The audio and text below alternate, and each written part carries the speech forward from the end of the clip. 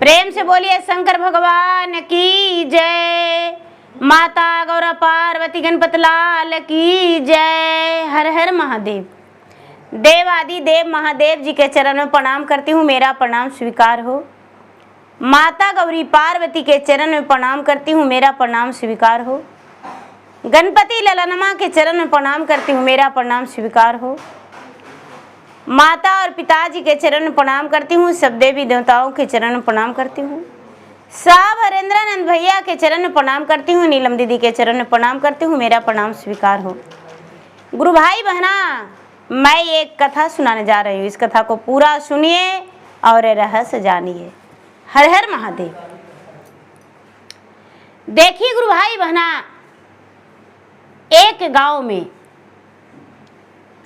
गांव का नाम नीरपुरा था। नीरपुरा गांव में एक किसान थे और किसान के पत्नी दोनों आपस में बड़ी प्रेम से रहते थे। उनका 2 बेटा था। 2 बेटा था गुरु भाई बहना, और एक बेटा ऐसा था जो नहीं माता का संतान था, नहीं पिता का संतान था। वो बेचारा जैसे मेला में कोई खो जाता है, अनाथ बच्चा था, उसका कोई नहीं था। और वो किसान को मेला में मिल गया था, और किसान को मेला में जब मिल गया था तो किसान के पत्नी अपना पुत्र मान के उसे पोस ली थी। उसका नाम बुधुआ रखी थी। बुधुआ जो है वो सबसे छोटा था। तो किसान का 3 बेटा हो गया, एक बुधुआ माना हुआ मुंह बोला बेटा और 2 अपना। किसान अपने जिंदगी में बड़ी खुश थे। धीरे धीरे समय बीत रहा था। किसान अपना बड़ा बेटा के ब्याह कर दिए। ब्याह कर दिए दीदी, बड़ी बहू आई तो उसको पता चला कि बुधुआ जो है इस घर का बेटा नहीं है, तो उसके साथ बड़ा गलत व्यवहार करने लगी। भुस्सा कुस्सा के रोटी दे देती। कभी उसका नसीब में सब्जी नहीं। बेचारा बुधुआ गाय गोरू चराता था और गुजर बसर करता था। कोई भी उसे लाड प्यार उतना नहीं देते थे। धीरे धीरे समय बीता। जब समय बीता गुरु भैया बहना, तो दूसरका के किसान ने शादी कर दिए। दूसरी बहू भी आ गई, लेकिन वो भी बहुत बदमाश। बुधुआ के फूटी कौड़ी भी देखना नहीं पसंद करती थी। बुधुआ के तो एकदम जूठा कुठा देने लगी।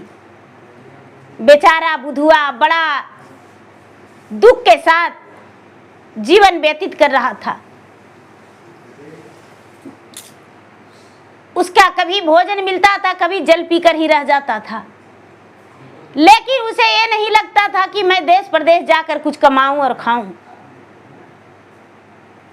2 का शादी हो गया तो सब कोई कहने लगे कि भैया बेटा मान के इसे रखे हैं तो इसे ब्याह कर दीजिए। किसान बुधुआ के लिए भी लड़की ढूंढने लगे दीदी, और एक गरीब घराना के लड़की से उसका शादी कर दिए। बुधुआ के भी ब्याह हो गया। जब बुधुआ के ब्याह हुआ गुरु भाई बहना, बुधुआ के पत्नी आई राधा। तो राधा भगवान भोलेनाथ के भक्त थी। बिना पूजा किए भोजन नहीं करती थी। भगवान के भक्ति भजन उसे बड़ी अच्छा लगता था। उसे पसंद था कि हम भगवान का पूजा करेंगे, और बिना बेलपत्र के पूजा नहीं करती थी, बिना फूल बेलपत्र के, चंदन के। अब बुधुआ के पत्नी जब आई दीदी राधा, तो सास से कहती है कि ए माँ जी, जरा बगीचा से बेलपत्री ला दीजिए। राधा को थोड़ी ना पता था कि ये मेरा मुंह बोला सास है। मेरा बेटा जो है, मेरा पति जो है अनाथ है। सब लोग उसे अभद्र व्यवहार करते थे। राधा भी बड़ी कुढ़ती थी, बड़ी दुखी रहती थी, लेकिन भगवान को यही कहती थी कि हे भगवान, आखिर के क्या बिगाड़े हैं हम खाना बनाते हैं 10 गालियां सुन जाते हैं, खाना परोसते हैं 10 गालियां सुन जाते हैं, इस घर में मेरा कोई भाव नहीं मिलता है। लेकिन भगवान कोई उत्तर नहीं देते थे। धीरे धीरे 1 साल बीता दीदी, 2 साल बीता, 3 साल बीता, सावन के महीना आ गया। सावन के महीना आ गया दीदी। सावन तो हर साल आता है, तीसरा साल में भी सावन आया तो राधा अपने पति से कहती है कि हे जी, सारा दिन आप गाय गोरू बकरी में रह गए, यदि आप कहे तो क्या हम देवघर भोलेनाथ के चरण में जाके जल अभिषेक करें? ए गुरु भैया बहना, मंगरुआ कहता है कि अरे पागल, बड़े बड़े लोग जाते हैं वहां पैदल चलना पड़ता है, मेरे जैसे गरीब लोग देवघर नगरी नहीं जाते हैं, हम कैसे जा सकते हैं? नहीं मेरे पास पैसे है, नहीं वस्त्र है। जाके सास से राधा बोली, ए माँ जी, यदि आप कहते तो हम देवघर नगरी जाते। सास बोली कि अरे पागल, देवघर नगरी अभी मत जाना, जब तुम्हें भगवान बाल बच्चा दे देंगे तब देवघर नगरी चल जाना। देवघर नगरी अभी नहीं। धीरे धीरे 5 साल, 7 साल, 8 साल हो गया दीदी। सास उसे बंझिनिया कहने लगी, सास उसे बंझिनिया कहने लगी और ताना देती। गोतनी जो है बना हुआ खाना छूने नहीं देती, उसे निकाल के देती और सारा काम करवाती थी, लेकिन भोजन छूने नहीं देती थी। मेरा भोजन बांझ हो जाएगा, मेरा भोजन मत छूना, मार भी देती। बेचारा मंगरुआ से वो राधा कहती तो मंगरुआ रोता और कहता कि सहना पड़ेगा, क्योंकि ये जो शरीर है इन्हीं का पोसा पाला है, तो भाई क्या करें, मजबूरी है, सहना पड़ेगा। 8 साल 10 साल हो गया। फिर से सावन में सब लोग देवघर नगरी जा रहे थे। राधा देखकर कहती है कि सब लोग देवघर नगरी जा रहे हैं, हम भी जाएंगे देवघर नगरी। सास कहती है कि ए बंझिनिया, तुम देवघर जाएगी ना तो जो तुमको देखेगा वो भी बांझ हो जाएगा, पार्वती मैया बांझ हो जाएंगे, तू वहां जाएगी ता, और जिसको आशीर्वाद देंगे वो बांझे हो जाएगा, जिसमें ठेकेगी वो बांझ हो जाएगा, इसीलिए तुम्हें देवघर नहीं जाना है। बेचारी राधा रोती है, कहती है कि माँ ऐसा बात नहीं है, भगवान सबको सब कुछ देते हैं और सबको भगवान ही बनाते हैं, लीला है भगवान का। अंधे को आँख, कोड़िया को कया, निर्धन को धन, बांझन के पुत्र, कन्या के जोड़ी, बालक के विद्या भगवान ही देते हैं माँ। लेकिन सास चंडालिन कहाँ मानने वाला थी, बाल खींच के मार के कहती है कि मुंह लड़ाती हो। बेचारी राधा कमरा में बंद होके और जाके रोने लगी, जाके रोने लगी। भगवान के कहती है कि भगवान, हमें श्रद्धा भक्ति है कि हम आपके शरण में आवे, और इन लोग मुझे जाने नहीं देता है, और मेरे पति जो है बुद्धू हैं, उनका कोई ज्ञान नहीं है भगवान, क्या करें हम। ए दीदी, ए भैया, देखिए क्या होता है। यहाँ तो बेचारी राधा कमरा में बंद है। कैलाश पर्वत पे भोलेनाथ और पार्वती दोनों आपस में बात कर रहे हैं। कैलाश पर्वत पे शंकर भगवान मुस्कुरा रहे हैं और मुस्कुरा मुस्कुरा बातें कर रहे हैं। पार्वती जो है भांग पीस रहे हैं और नारद जी वहां प्रकट हो गए। नारद जी बोले, क्या बात है महादेव जी, बड़ा मुस्कुरा रहे हैं। बोले, हाँ नारद जी, सावन का महीना सुहाना पल है, ठंडी मौसम है, रिमझिम बारिश हो रहा है। भक्तगण मेरा देवघर नगरी जाके जल अभिषेक कर रहे हैं। कितना लाइन लगा है, बड़ा सुहाना लग रहा है, देखने में बड़ा सुंदर लग रहा है। इतना बढ़िया क्या बतावे। सब लोग जो आस लेके जाता है वो पूरा हो जाता है। ए गुरु भाई बहना, शंकर भगवान के बात सुन के नारद जी हंस पड़े और हंस के बोले कि महाराज, तो आप गौरी को क्यों नहीं भेज देते हैं देवघर नगरी? बोले कि नहीं नहीं, ये जाकर क्या करेंगे। अब गौरी के पास चले गए नारद जी और बोलते हैं, नारायण नारायण नारायण नारायण। गौरी बोलते हैं कि क्या बात है नारद जी, बड़े नारायण नारायण सुबह सुबह कर रहे हैं। बोले, महारानी जरा खड़ी होइए, कुछ दृश्य दिखाते हैं। बोले कि क्या? खड़ा जब गौरी हुए तो देखते हैं कि सब लोग गेरुए रंग वस्त्र में, हरी हरी कलाइयां में चूड़ियां और कावड़ लेकर कावड़ यात्रा के लिए देवघर नगरी जा रहे हैं। इस बात को देखकर चकित हो गए कि सब कहां जा रहा है। नारद जी बोले, महारानी गौरी आप नहीं जानते, सब शिवलिंग पे भगवान भोलेनाथ के शिवलिंग पे जल अभिषेक करता है सावन महीना में। आपको भी तो देखना चाहिए। भक्त में लोग आ जाएंगे तो आपको त्याग कर देंगे, सोच लीजिएगा, और आप अकेले पर्वत पे रह जाइएगा। आप जरा घूम फिर लीजिएगा, तब तो आपको देखल रहेगा, तब तो लाइएगा खोज ढूंढ के भोलेनाथ के।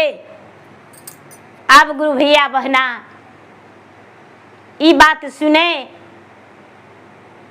माता गौरी तो कहने लगे कि ये महादेव जी, हम देवघर नगरी जाएंगे। बोले, पागल हो गए हैं आप, जगत जननी माता हैं और हम जगत पिता हैं, आप देवघर नगरी नहीं जा सकते हैं। नहीं महाराज, आप चाहे जे कह दीजिए, हम देवघर नगरी जाएंगे, हम जाएंगे। बोले, नहीं देवी आप मत जाइए, आप जाइएगा तो सब भक्तगण लटक जाएगा आप में और सबको सब कुछ देना पड़ेगा। वहां पापी और पुनी सब जाता है, लेकिन जिसको जो लिखा है कष्ट वो भुगतना पड़ता है। इसीलिए देवी आप कृपा करके मत जाइए। अब क्या होता है दीदी, नारी जाति हटी, अब तीन देख पीछे कैसे हटी। नारी जाति जो है हठी होती है, तो आगे कदम बढ़ाने के लिए जब कोशिश कर दी है तो पीछे पांव खींचने वाले गौरी नहीं है। बोले, महाराज यदि जाने का आदेश नहीं दीजिएगा ना तो हम भांगे नहीं पीस के देंगे। जल्दी से हमको लिए गेरुआ रंग दुगो सड़िया ला दीजिए और हरियर हरियर चूड़ियों ला दीजिए। बोले, ठीक है, ला देते हैं गेरुए रंग साड़ी और हरियर हरियर चूड़ी। 16 सिंगार भोलेनाथ तुरंत वहां पर प्रकट कर दिए। माता गौरी सब पेन लिए, उसके बाद कहते हैं कि महादेव जी हम जा रहे हैं। महादेव जी कांवड़ यात्रा में हम जा रहे हैं, आप कैलाश पर्वत पे गणपति और कार्तिक को देखते रहिएगा, बसहवा को घास भूसा देते रहिएगा, बड़ी अब कुछ नहीं करते हैं। ये बसहा बहुत बदमाश है, जंगल में भल ना इधर उधर बौरा के चल जाए। मुस्कुराते हुए शंकर भगवान बोले देवी आप तो जाइए। गौरी माता जो है दीदी नीचे उतरे, उसी गांव में चले गए जहां राधा रहती थी। जहां राधा रहती थी दीदी, और उसी गांव में चले गए। राधा के द्वार पे भीड़ लगा हुआ था।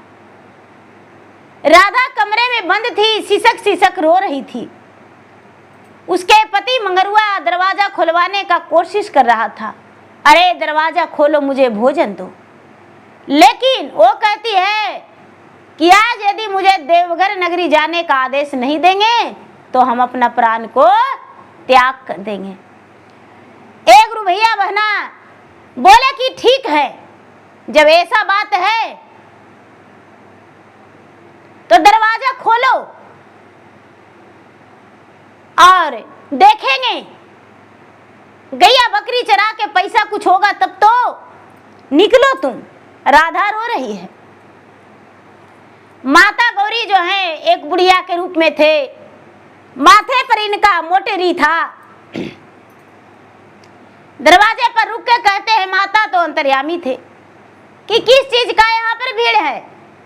सब लोग बोले कि ऐसा ऐसा बात है माता। बूढ़ी मामा देखिए ना, बेचारी कमरा में बंद है, देवघर नगरी जाने के लिए कह रही है। जाके दरवाजा पर खुलवाए। माता गौरी बोलते हैं, अरे राधा खोलो किवाड़ी,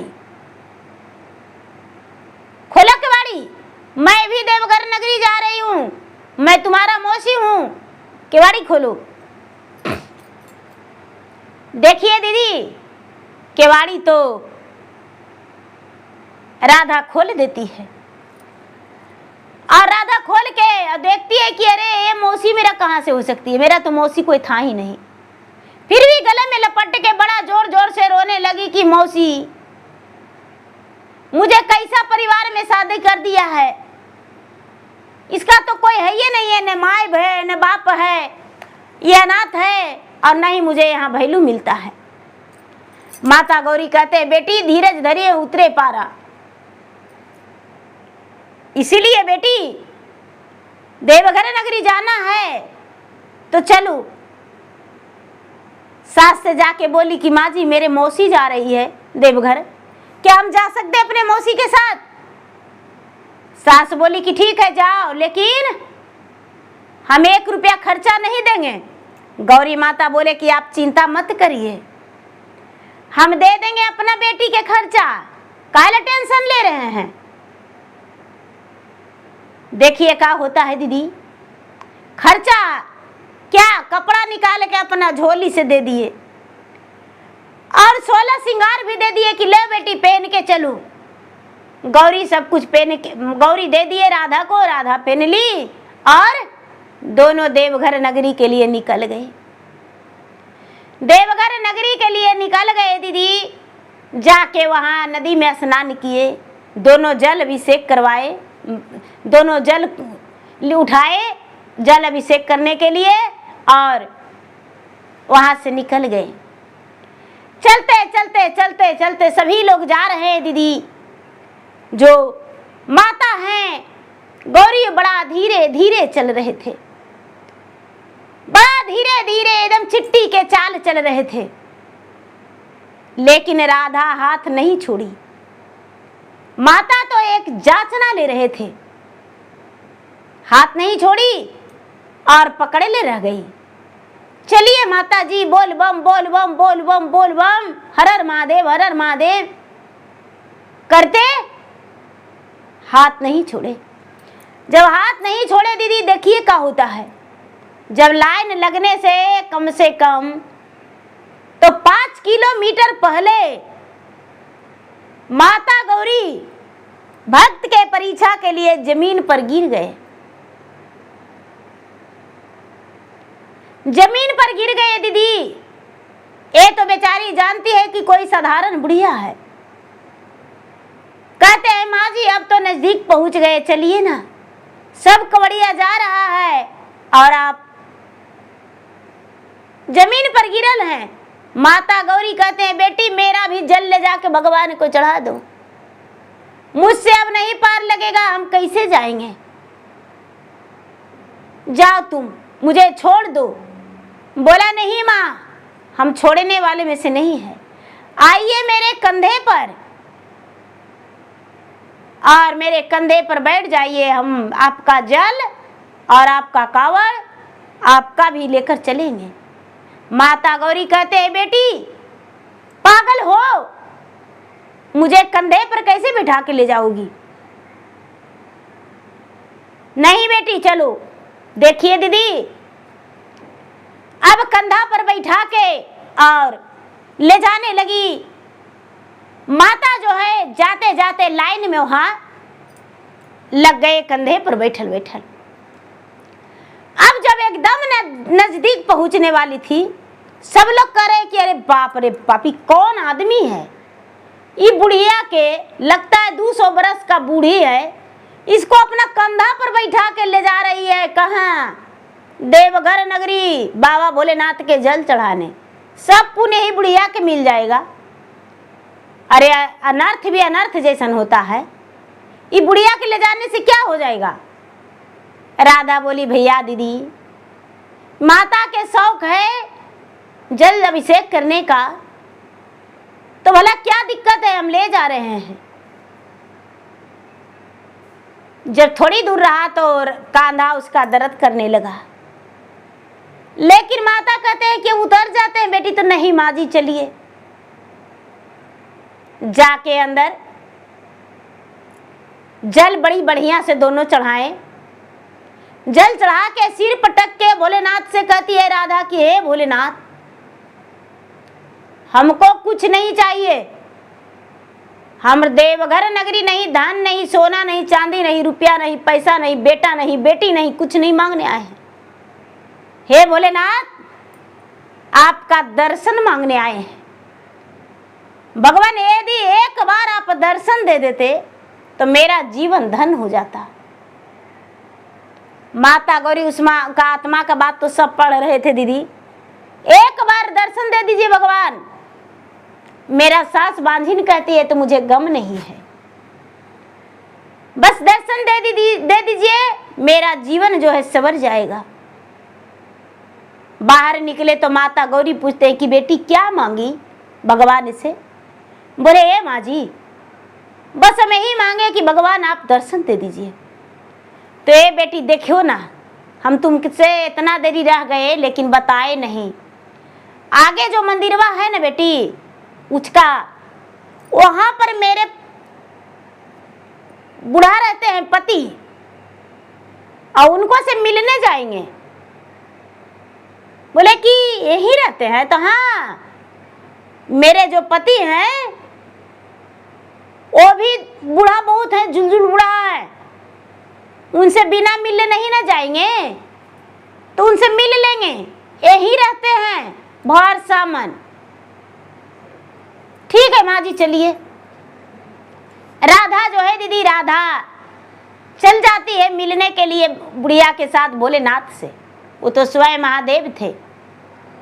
जब राधा बुढ़िया के साथ गई तो देखते हैं कि वहाँ साधु महात्मा के रूप में महादेव वहाँ बैठे हुए थे।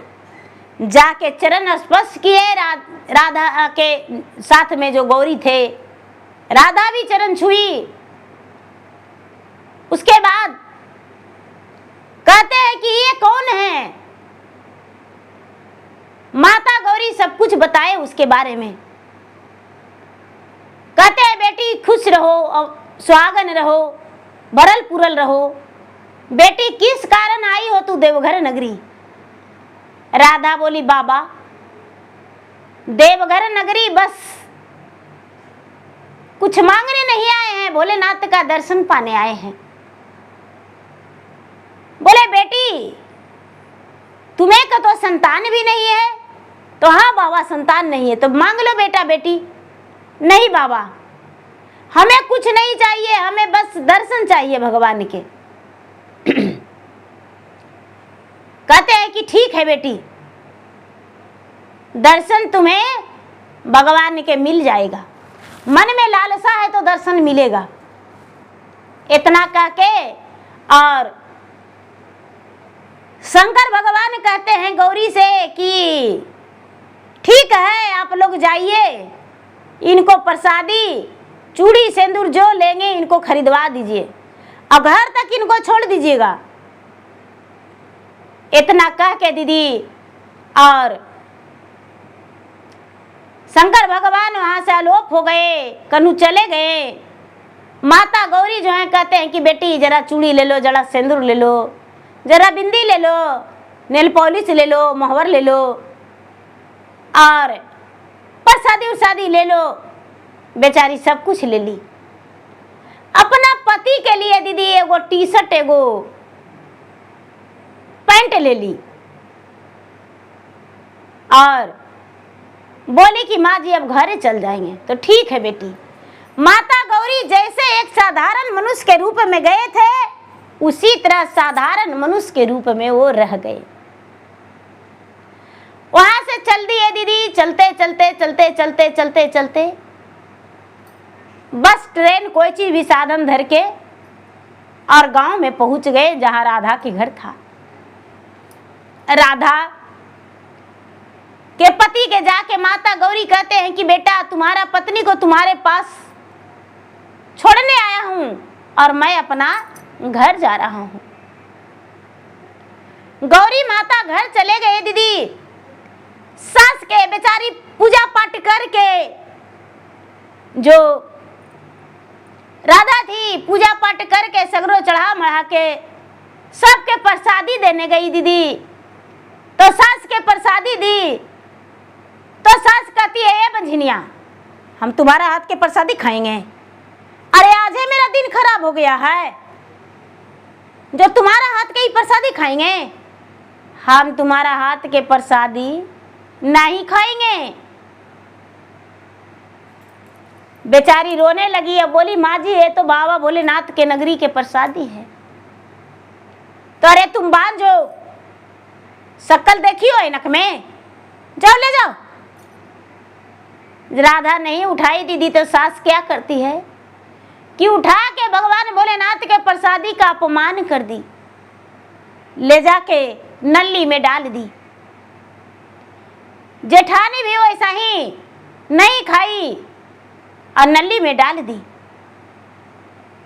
जितना प्रसादी था दीदी सब उठा के सास नली में डाल दी। बेचारी राधा भगवान भोलेनाथ के कहती कि भगवान कौन कसूर हम किए थे जो सास मेरा ऐसे की है? रात में सपने में देख रही है कि अरे राधा चिंता मत करना, तूने तो भगवान के साथ बैठी बोली दर्शन की, तुम्हें पता नहीं चला। वही भोलेनाथ थे और तुम्हारे साथ कोई और नहीं हो, माता गौरी थे जो जिन्हें तू कंधे पर बैठा के ले गई। राधा आंखों में आंसू लेकर नींद खोली। जब नींद खुला, आंखें खुला तो कोई नहीं था और इसे एहसास हुआ कि अरे माता गौरी मेरे सपने में आए थे।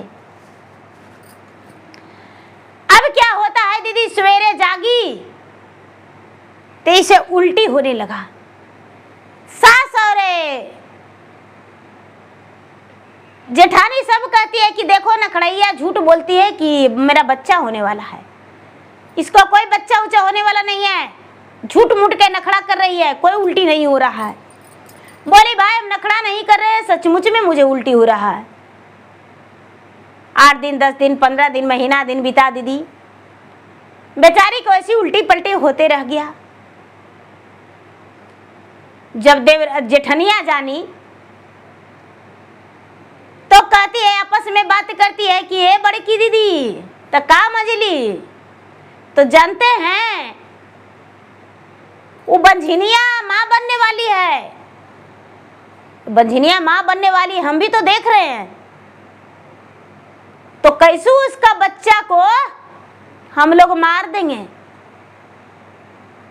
पैदा लेने से पहले मर जाता है तो अच्छा है, सारा काम उस पे छोड़ देंगे, क्योंकि सारा काम नहीं छोड़ेंगे तो उसका बच्चा पेट में मरेगा कैसे। बड़की और मंझली आपस में बात मिला दी दीदी कि धन का बंटवारा हो जाएगा। बोले हाँ, ये तो बात सही है, धन के बंटवारा हो जाएगा। देखिए गुरु भाई बहना, अब दोनों गोतनी जो है इसका बच्चा के मारने के लिए पड़ गई। धीरे धीरे धीरे धीरे 9वां महीना बीत गया दीदी, लेकिन इसका बच्चा पेट में नहीं मरा, पेट में नहीं मरा। अब दोनों का प्लान है कि सास को किसी तरह से हटा देंगे और सौर में इसका बच्चा जब जन्म लेगा तो गला दबा के और मार देंगे। ये प्लान हुआ। अब ये प्लान था दीदी, आप बेचारी अनजान है। 9वां महीना बीता और प्रसव पीड़ा राधा को होने लगा। दर्द से व्याकुल हो गई, पूरा बेचैन हो गई। सास को बताई कि माँ जी मेरा बदन 8 अंग टूट रहा है, न जाने कैसे। सास बोली बेटी तुम्हारा बच्चा जन्म लेगा। मंगरुआ बुद्धू था। मंगरुआ तो गाय गोरू लेके अपना बाध में चला गया। ए गुरु भैया बहना, क्या होता है, ये बेचारी प्रसव से पीड़ा से दर्द से बेचैन थी। दोनों जो गोतनी है वो बोली कि माँ जी डगरीन को बुला लाइए। सास गई डगरीन बुलाने दीदी। तब तक इन लोग सोचती है कि इसका पेट में बच्चा के मरोड़ देंगे। जैसी पेट पर हाथ लगाती है दीदी, जैसी माता गौरी राधा के मौसी बन के आ गए कि अरे हम इसका मौसी हैं, हम इसका मौसी है। राधा तुम्हारा तबीयत कैसा है। राधा बोली माँ मौसी बहुत परेशान है। तुरंत अंदर गए दीदी, प्रसव करवा दिए, सुंदर सा पुत्र जन्म लिया। नहला धोला के उसको रेडी कर दिए। डगरीन आई, नर काटी, तेल पानी किया डगरीन। अब इसका जो साजिश था वो नहीं रहा, लावे नहीं किया। माता गौरी सोए 4 दिन 8 दिन रह के इसका सेवा कर दिए दीदी और फिर चले गए। राधा जो है, राधा अपने बच्चा के साथ रहने लगी। एक दिन के बात है दीदी कि राधा घर के आंगन में कुछ काम कर रही थी। इसका बच्चा सोया हुआ था और जाग गया, रोने लगा। गोतनी कहती है कि अरे तू काम करो, हम तुम्हारा बच्चा को ले आते हैं। बच्चा को लाने गई दीदी, उसका गला दबाने लगी। जब गला दबाने लगी दीदी तब बच्चा के सिरहाना में एक सुंदर सा सर्प था बैठल। वो सर्प उसका हाथ में डांस लिया। बच्चा के चाची को सर्प डांस लिया और सर्प कहाँ छन हो गया पता ही नहीं चला। चिल्लाने लगी कि अरे बाप रे बाप, अपने बेटा के बिस्तर पे बैठा के सर्प रखती है, मुझे सर्प काट लिया। बाहर निकले दीदी, सब लोग ढूंढे सर्प, लेकिन सर्प मिला नहीं। लेकिन सर्प के विष के कारण राधा के जेठानी के पूरा बदन में बड़ा बड़ा जख्म हो गया। शरीर पूरा एकदम जख्मी हो गया, गलगल के गिरने लगा। धीरे धीरे धीरे धीरे उसका शरीर में पूरा दुर्गंध फैल गया, कीड़े हो गया और शरीर गल के गिरने लगा। कभी उसका शरीर से सही खुशबू नहीं आया, शरीर गल के गिरने लगा।